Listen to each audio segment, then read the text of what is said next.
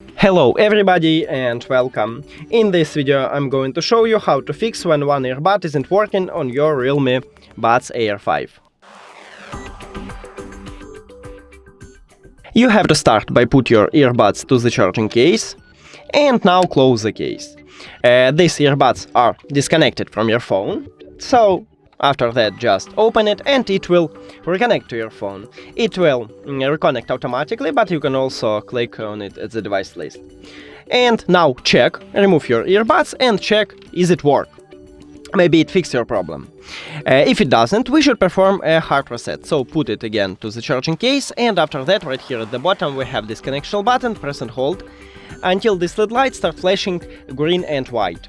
So firstly it starts flashing white because it's entered to pairing mode, and after that it will perform a hard reset. And as you can see, we have it. Now release your finger, and firstly we should remove it. So click the information icon or settings icon. If you have Android, forget this device, forget device. Also if you have Android, click pair new device, and then this earbuds enter to pairing mode automatically, so we can see it at the device list and just click on it. We did it! Thank you for watching this video. If you found it helpful, please consider subscribing to the channel and leave the like on the video. It's really important to us. See you later!